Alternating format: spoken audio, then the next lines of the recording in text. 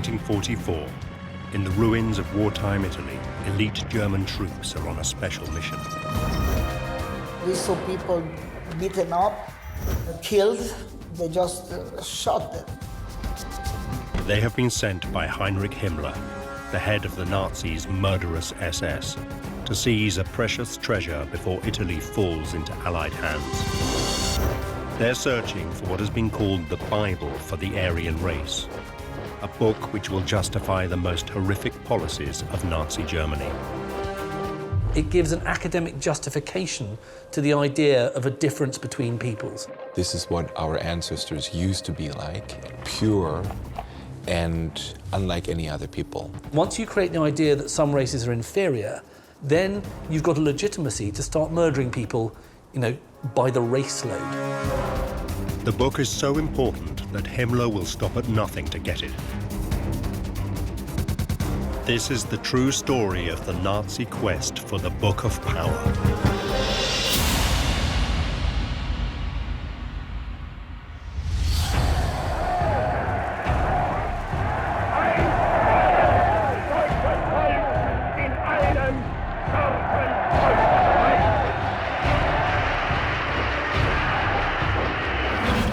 In January 1933, Adolf Hitler took office as the Chancellor of Germany.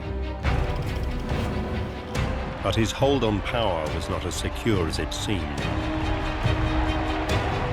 The Nazis had won less than half the popular vote. The nation was divided, and he needed to unite it. You've got, in the middle of the 20th century, a country that only really exists as a concept because it was, until just a few years before, in real terms, just a collection of very, very small states. How do you unite these people? Well, the way to unite them is to create a mythology.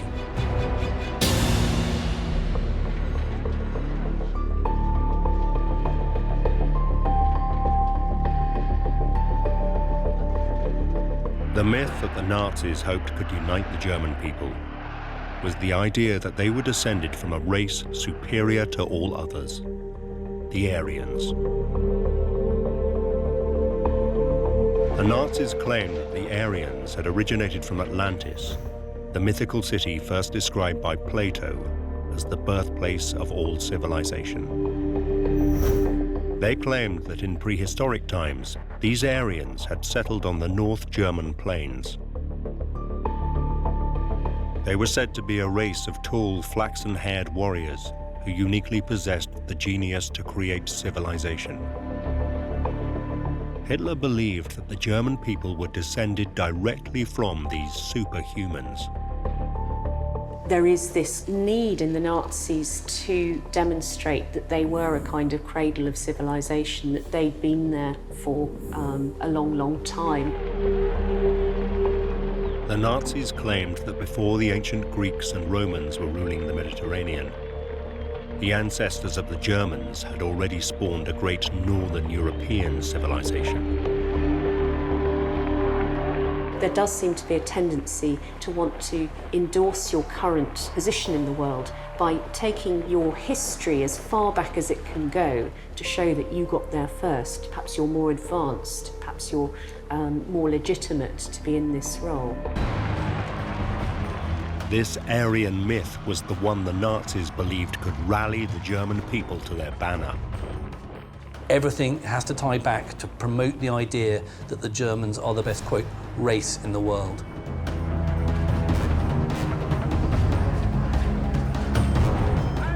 But the fly in the ointment was that there was no proof that this master race had ever existed.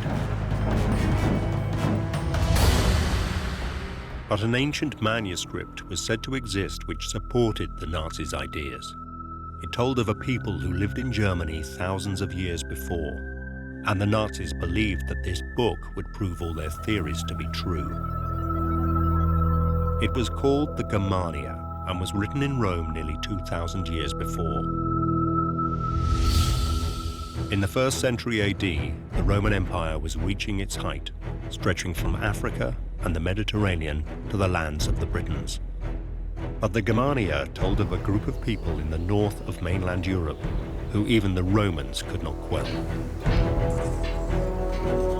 A people called the Germanen. In 9 AD, one of Rome's most famous generals, Quintilius Varus, led an army of 3 legions to conquer the Germanen.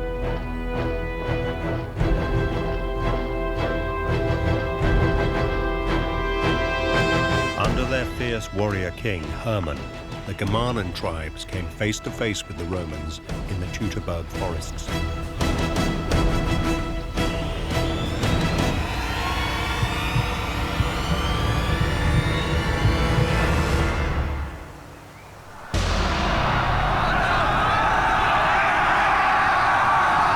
There, they dealt the mighty empire a devastating blow.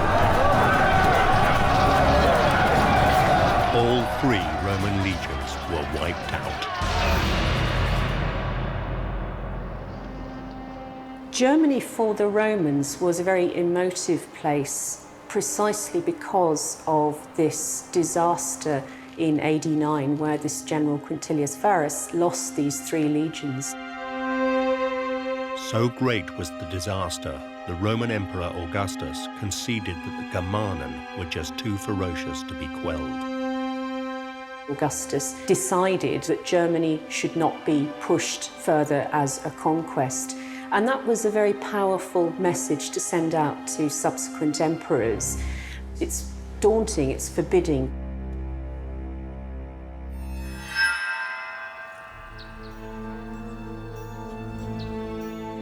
The Nazis claimed that the modern Germans were the direct descendants of King Hermann's fearsome warriors. They also believed that the book, the Germania, held written proof of the superiority of their ancestors. The fabled Germania was written not by a German, but by the Roman senator and orator Cornelius Tacitus around the year 98 AD. He was one of the most accomplished speakers of his generation, and he had an exemplary political career. He even became a consul and became what many people believe is the greatest Roman historian. Tacitus wrote at the time of the most decadent period in Roman history.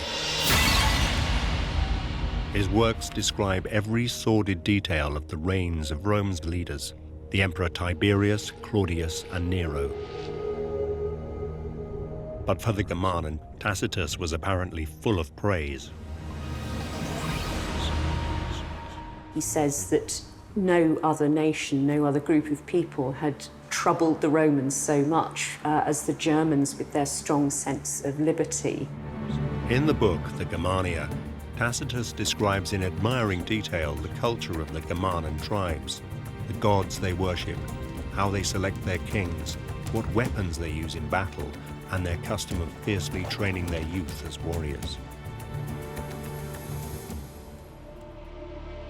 Their characteristics are very much, I think, put on a pedestal as qualities that Romans actually admire. For example, their chastity and their simplicity in terms of not being interested in money, in profit, and that sort of thing. No one in Germany laughs at vice, nor do they call it the fashion to corrupt and to be corrupted. They choose their kings by birth, their generals by merit. No nation indulges more profusely in entertainments and hospitality. Tacitus's descriptions appeared to match the image of their ancestors that the Nazis were keen to promote to the German people. You're presented with idealized native types who have a certain kind of purity about them and go about things in a very different way from Romans. There's this whole tradition of reading the Germania as if it were a glorification of the noble savage. More than that, Tacitus describes the physical characteristics of these mighty Germans. He wrote about how they had fierce blue eyes, blonde hair, and huge frames. In short, they were perfect Aryans. For the Nazis, the Germania was proof that the German people were descended from a mighty race superior to all others, and provided a direct link to their Aryan origins. And the words of Tacitus would resonate with one German in particular.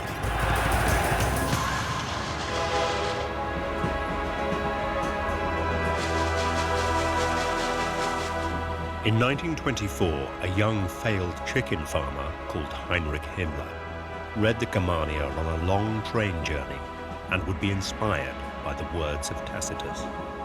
There he found, written by a Roman historian 2,000 years before, many of the things that he already believed in, so he basically found them confirmed. After reading the Germania, the young Himmler confided to his diary, I was lost in the glorious image of the loftiness, purity, and nobleness of our ancestors. He wrote down in his diary that he hoped that the Germans would be so again, so it had a huge impact on him. Himmler would go on to become one of the most powerful men in Nazi Germany. Throughout the 1930s, Himmler becomes a very, very key figure in the Third Reich.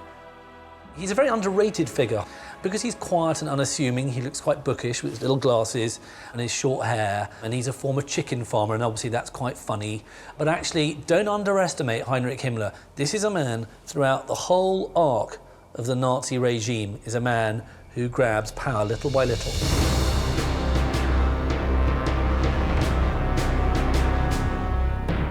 Himmler rose to be head of the SS, a fearsome paramilitary organization which controlled much of the Nazi state. And Himmler would shape his SS in the image of the warrior race described in the Germania. One could in many ways say that what he promised himself in his diary in 1924, he would then try to live up to as the leader of the SS. He himself conceived of the SS as the vanguard of the future Germanic Empire. But more than that, Himmler believed the words of Tacitus didn't just have lessons for the SS, but for all true Germans.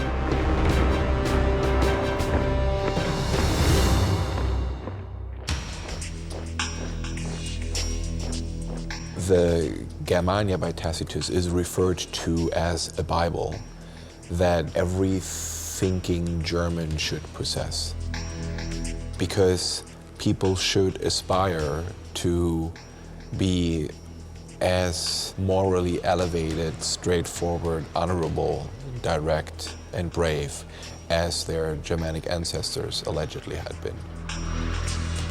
Himmler wanted the Nazi state to be a reflection of the ancient German society described by Tacitus. Just as in the Germania, children were taught to swear loyalty to their leader, in this case, Adolf Hitler.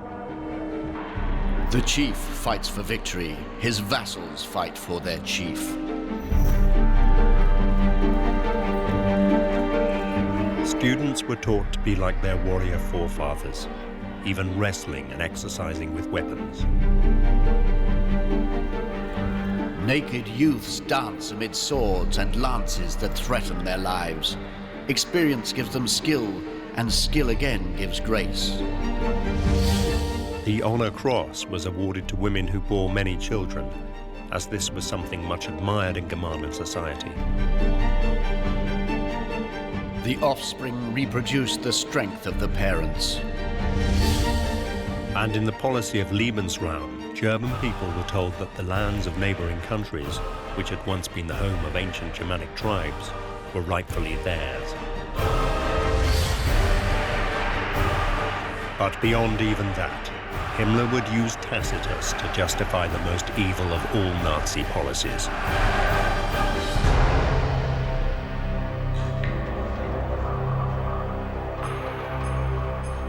In 1935, the Nazis implemented the first of many racial laws.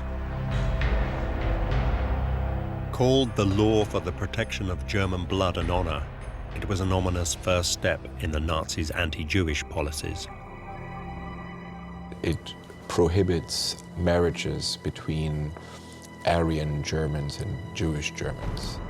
And it was based on one paragraph of the Germania.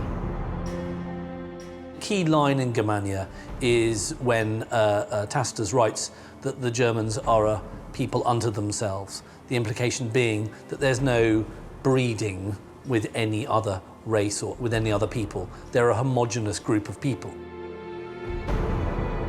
Tacitus said they hadn't mixed with other people. So not only were they indigenous, but they were pure and unlike any other people. The Nazis were using the words of Tacitus to justify policies which would unleash an unimaginable terror on the world. It gives an academic justification to the idea of a difference between peoples. And once you create the idea that some races are inferior, you then create the idea that some lives are worth less than others. And once you create that idea, then you've got a legitimacy to start murdering people, by the race load.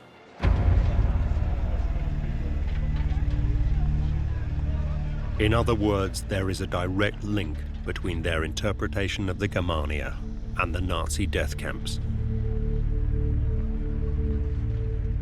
Because of their understanding of Tacitus, over 11 million people would be murdered in the Nazi genocide.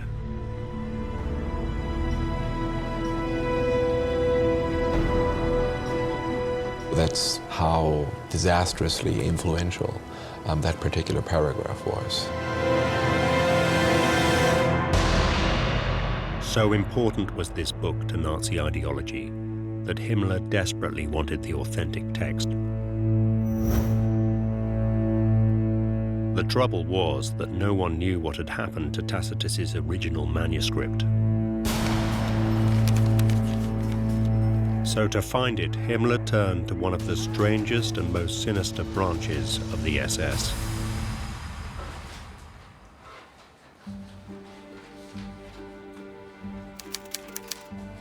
It was known as the Ahnenerbe and had been created by Himmler in 1935. Unlike the Germanic warriors who made up the rest of the SS, the Ahnenerbe was an institution made up of academics. If you want the classic example of how the Nazis manipulated intellectualism and academic behavior, you can go no further than look at the Ahnenerbe. This was an institution set up ultimately by Himmler to research, quote-unquote, German ancestry. And it was to look at how you could construct a mythology of Aryanism and Germanic culture. The Ahnenerbe were charged with rewriting history to help Himmler to prove that the Aryan Germanic people were superior to all other races. The Studienstiftung Ahnenerbe. They were genuine intellectuals and researchers and scientists working side by side with real cranks. And there were around 100 academics of various different sorts working there. You had a support staff of about the same size. So you've got about 200 people. And the Ahnenerbe can't just be seen as a kind of harmless bunch of corrupted academics who were just sucking up to the Nazis. Because what they were proving was helping to create a worldview that was in essence evil.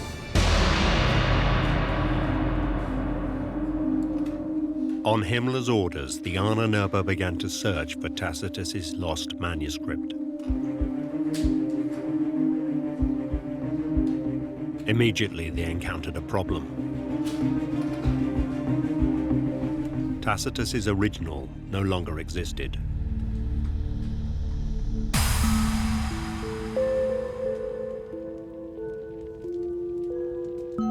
In the collapse of the Roman Empire and the ensuing centuries of the Dark Ages, many precious documents were lost. But a glimmer of hope remained. The Ahnenerbe discovered that the manuscript had escaped the fires of Rome. And at some point in history, A single, perfect copy of the original text had been made. But this too was missing. Well, the survival of classical texts is often a very, very random and hazardous business. The fact that we can read the Germania today dates back to the fact that there was this one manuscript which was copied. It was said that a traveling Italian scholar had made this beautiful word-for-word copy of the Germania in a monastery in southern Germany in the mid-15th century. This copy of the Germania became known as the Aesinas Codex. And that's the copy that Heinrich Himmler was trying to get his hands on. Because it's as close as you can get to the written account of the Germanic past.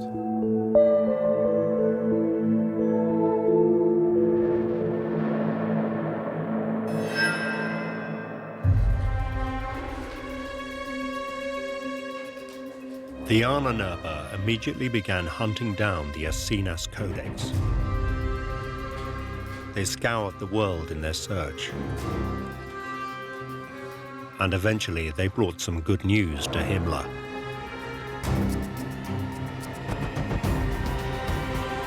In 1936, they reported that the book he so desperately wanted had been found.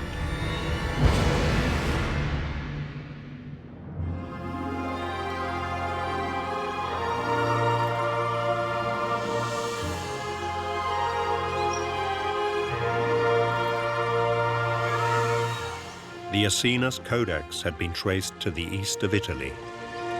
For 200 years it had lain in obscurity in the vast private library of an Italian count.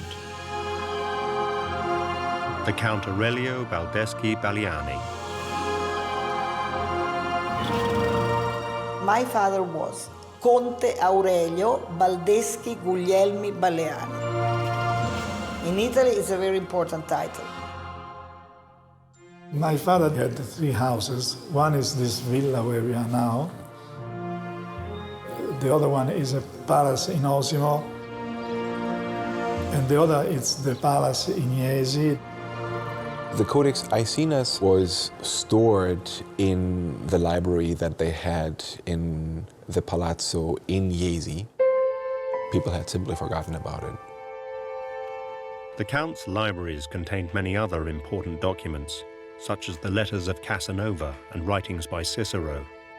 So it's fairly easy to see how it would get overlooked. As a result, Count Aurelio Baldeschi Baliani was completely unaware of how important the Aesinas Codex was to the Nazis. Tacitus or Aesinas Codex was the most important book to Germany. We really never realized it was such an important thing. It was in this library of the family, and it was not really, nobody knew how important it was. But soon that would change.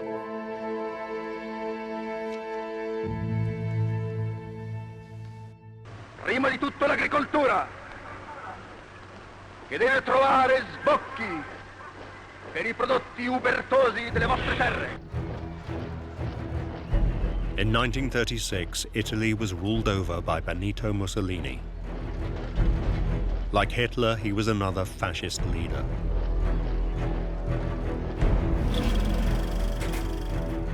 This brutal, populist politician had seized control of Italy in a coup d'etat in 1922 and declared himself Il Duce, the leader. And since coming to power, Hitler, the German Führer, had been carefully courting his Italian counterpart. Now, on Himmler's request, Hitler petitioned the Italian dictator to obtain the manuscript and present it to the Nazi state. It seemed that Mussolini was more than happy to oblige. Mussolini thought, well, if Hitler wants this book very badly, it's a good idea to give it to him, to try and take it from the family. Himmler was convinced that it was only a matter of time before he would have it in his grasp.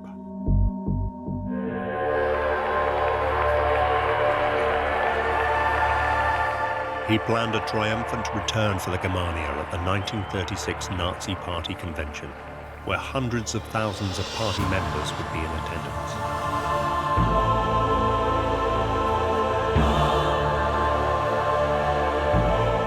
An enormous Germanic room was built with huge panels featuring quotes from Tacitus, and above the door was a quotation from Hitler himself. German youth shall know, manly loyalty was the virtue of the old Germanen. The new state is erected upon that virtue.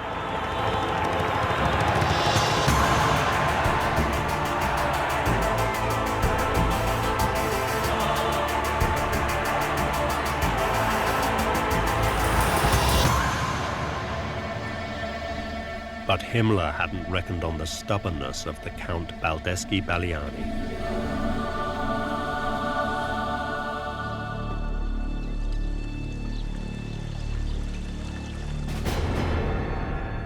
An emissary from Mussolini's government was sent to meet the Count at his villa to request him to give up the Aesinas Codex.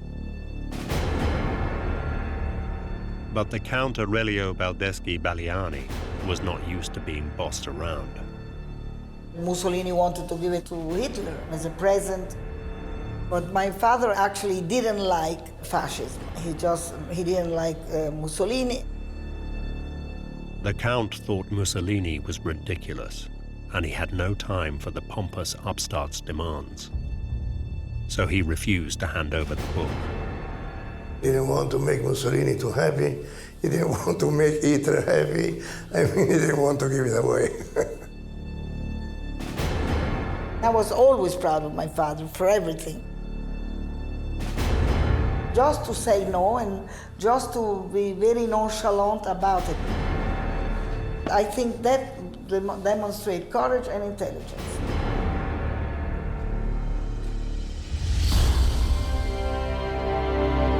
Himmler was infuriated by Mussolini's failure.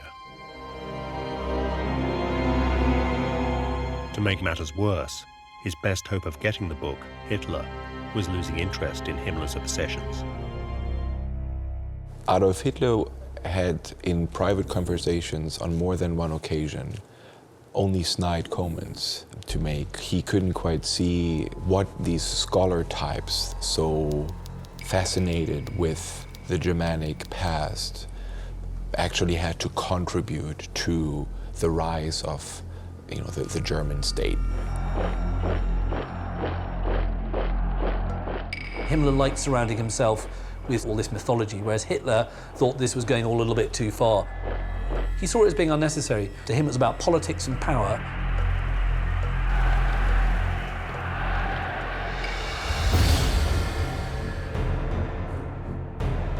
But Himmler refused to give up. He continued to put pressure on the Baldeschi-Ballianis, sending his own emissaries to meet with the Count. The interest in the book was very, very, very strong, and so they made several attempts to try and take this book from us. Finally, after 2 years of mounting pressure, Count Aurelio made a concession. The Germans couldn't have the book, but they could at least have a look at it.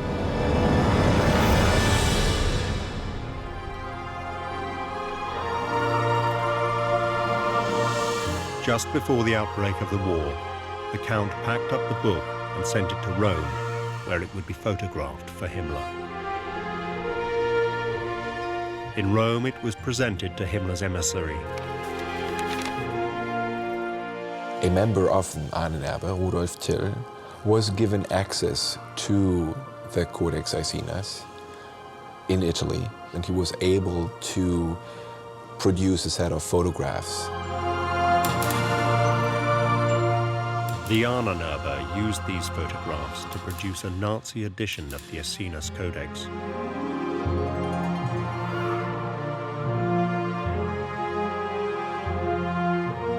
Himmler even wrote the foreword himself.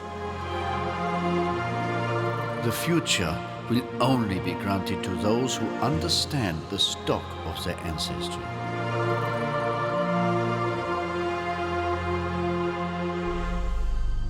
But for Himmler, even this was not enough. All he had was a facsimile. He was determined to possess the original. And one day, he would have the chance to take it. In 1939, Hitler plunged the world into war. Under Mussolini, Italy was Germany's most important ally. The two dictators eventually found themselves fighting both the Western powers and Russia.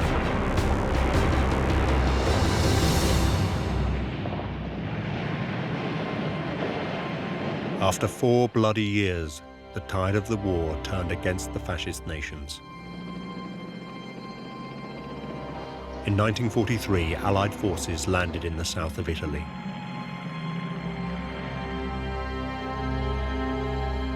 Benito Mussolini was overthrown by an Italian revolt, and Italy switched its allegiance to the Allies.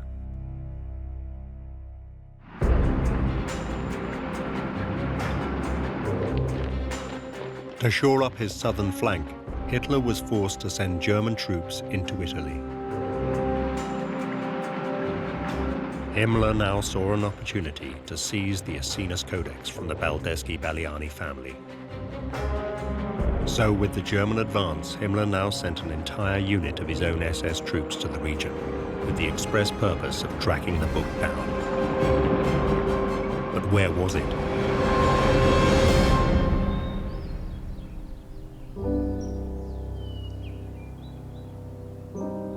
The Baldeschi-Ballianis had 3 properties: 2 town palazzi and a country villa.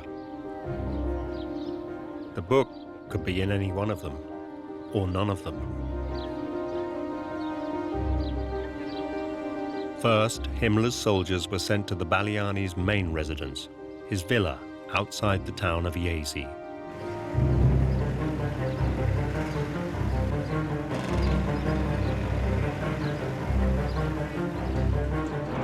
After Mussolini was dead, at the end, the Germans came looking themselves for the book.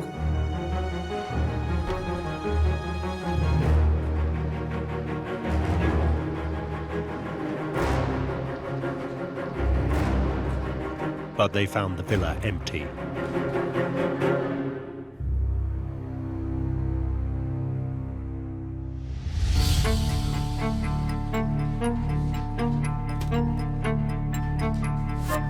Days before, the Count had moved his family out of the villa to one of his other properties to protect them.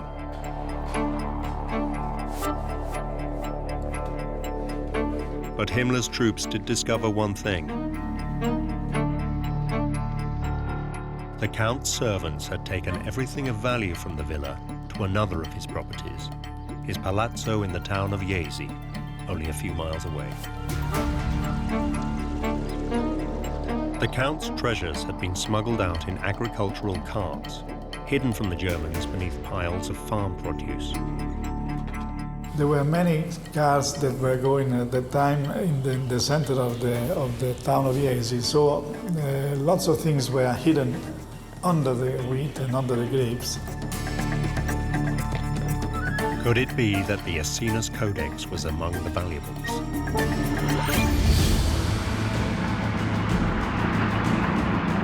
So now Himmler's troops rushed to the palazzo in Jesi. They asked for the book in a very aggressive way. And also here, the waiters and the chauffeurs and all the people working in the house, maybe pretending they didn't understand the language, maybe risking also their life, because I mean, at those times, life was not so safe like can be today in this kind of situation. But once again, Himmler's troops found nothing. Neither the Germania nor the Baldeschi family were in the villa at Jesi.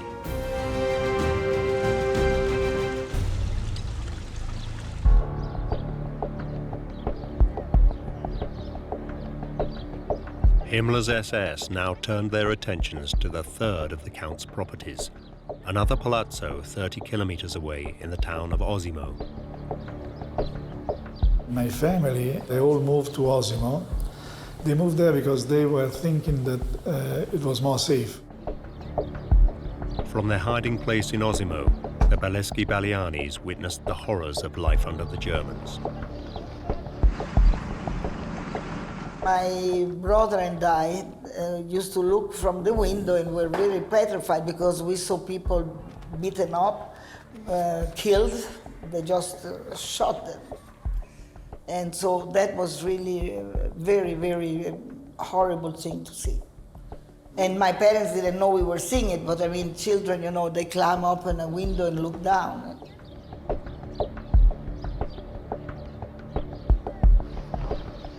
Eventually, Himmler's soldiers arrived at the palazzo itself. It was all locked, the house. They knocked at the door. They were knocking at the door. I remember this very vividly, and I remember how scared we were that they could break down the door and take my father and kill him. As the Germans searched the palazzo, the family hid in the cellars below. I was 10 years old. My brother, one was 9, the other was even less. It was a terrible experience. We spent 18 days down in the cellars without ever coming up. Himmler's soldiers scoured the house. But they never found the cellar door, and the Belleschi-Baliani family remained safe. So did the book.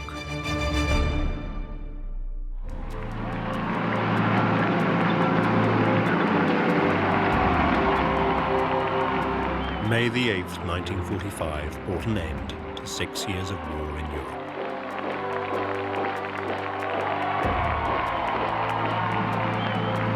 The Nazi dream of a 1,000-year Reich based on the foundations of an ancient Germanic culture had come to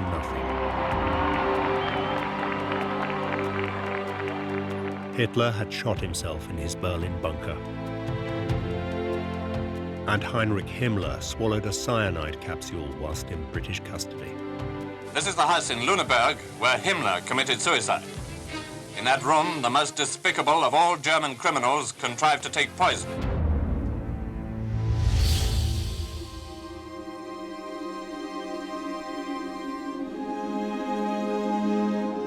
With the war over, the truth about the elusive Aesinas Codex would begin to emerge. Did this book really justify the Nazis' murderous policies? And anyway, where was it?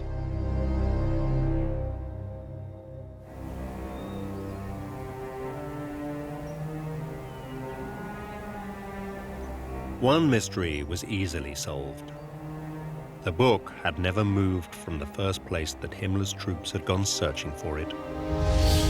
The Belleschi-Baliani's villa outside Jesi had a secret room.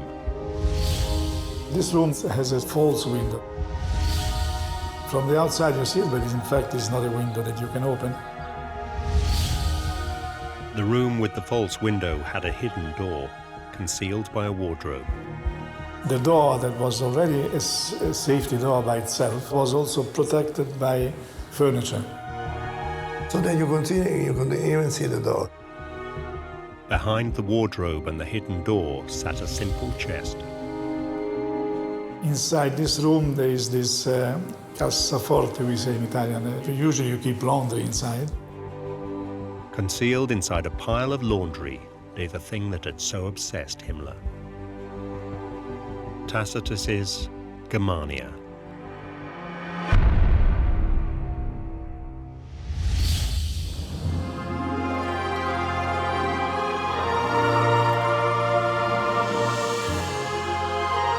With the threat of the Nazis gone, the Belleschi-Balianis no longer had to hide the book.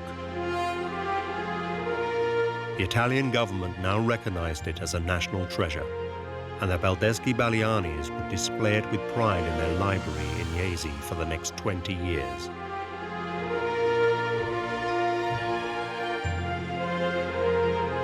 every year, the Italian government sent some inspectors to see if the book was still with us, if it was well kept. One year, the inspectors asked the Count to bring the book to Florence, as they couldn't make it to Jesi. In 1966, they were in Florence, these inspectors, and they said, well, I'll take the book to Florence and I'll show you the book there. The Count took the book to Florence in person, where he placed it in an underground bank vault overnight for safekeeping. The following day, he would take it to the inspectors. But then disaster.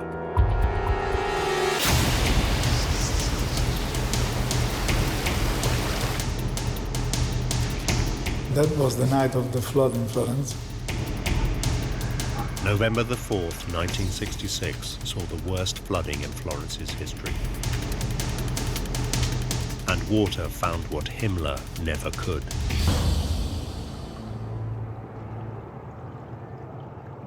A flood came, and they weren't waterproof. So all the water with the gas, with the oil and paintings, they all went completely ruined. This manuscript was ruined for the first 2 or 3 pages, and the last 2 or 3 pages, it was seriously damaged. The first and the last pages were almost black. The writing looked like a negativa. It looked as if this treasure had been destroyed forever.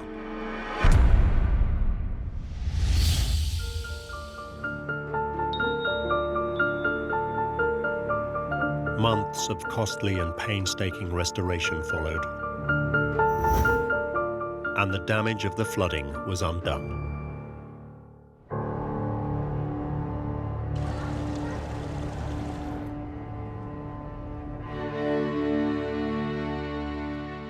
Today, the Aesinas Codex sits in the Biblioteca Nazionale in Rome.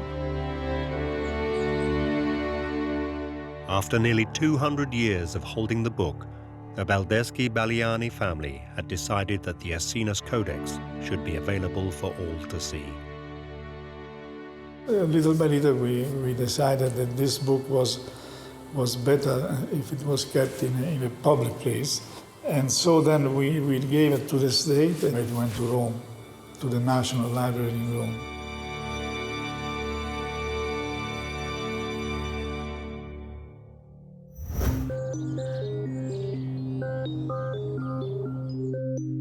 Now that the oldest version of Tacitus's manuscript can be studied by experts from all nations, a very different picture of the ancient Germans than that promoted by Himmler has emerged. For a start, Tacitus was not as enraptured with the Germanen as Himmler had made out. Tacitus attributes several clearly negative characteristics to the Germanic tribes. He basically speaks of their tendency towards drunkenness. To pass an entire day and night in drinking disgraces no one. Their quarrels are seldom fought out with mere abuse, but commonly with wounds and bloodshed. They were represented as liking their drink too much and having banquets, feasts during the day, this sort of thing. They themselves lie buried in sloth, a strange combination in their nature that the same men should be so fond of idleness, so averse to peace. He explicitly writes about their almost addiction to gambling. He also comments on what he describes as a form of laziness, basically. They pass much of their time in idleness, giving themselves up to sleep and to feasting, the bravest and the most warlike doing nothing. A sort of simple society, but one which has its flaws. In fact, what Tacitus described was far from the perfect Aryan society claimed by Himmler. In every household, the children, naked and filthy. They will be overcome by their own vices as easily as by the arms of an enemy.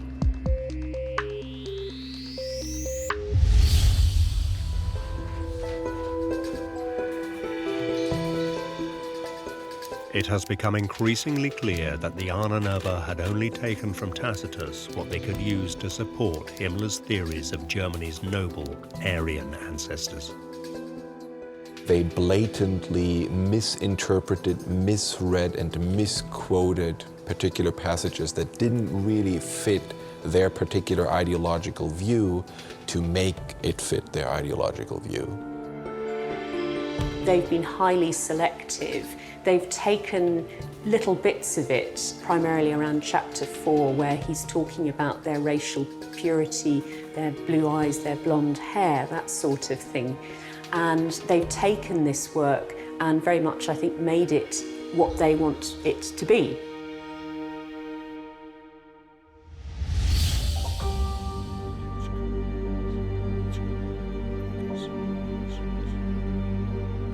And the Nazis had chosen to keep hidden another key fact about Tacitus.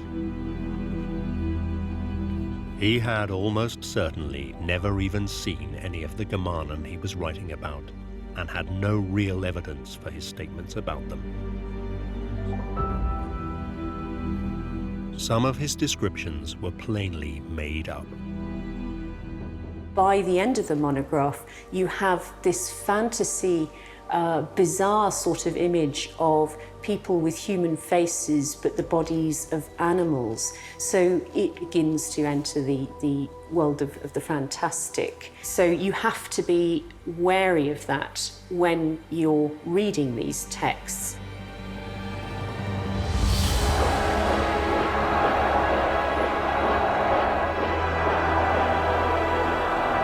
Himmler also willfully ignored another fact. Modern-day Germans could not be the direct descendants of the Germanen.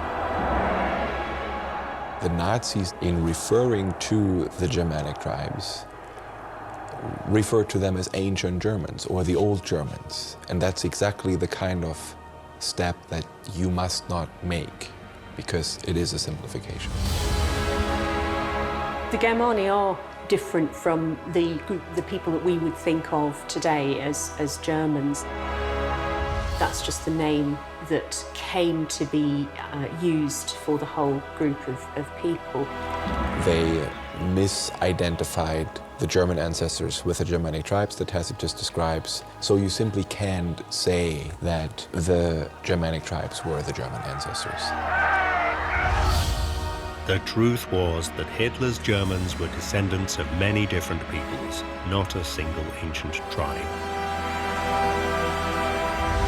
There was no German nation, and the whole tribal situation changed dramatically several times over the following centuries. So you can simply say, those are our ancestors. But Himmler was unconcerned about the truth of what Tacitus really said, and the truth of the origins of the German people. He desired the Aesinas Codex to help promote the vicious and racist policies of the Nazis. And the tragic fact is that even without ever laying his hands on the original, he was still able to use the words of Tacitus to aid the Nazis in their murderous policies, which resulted in the death of millions.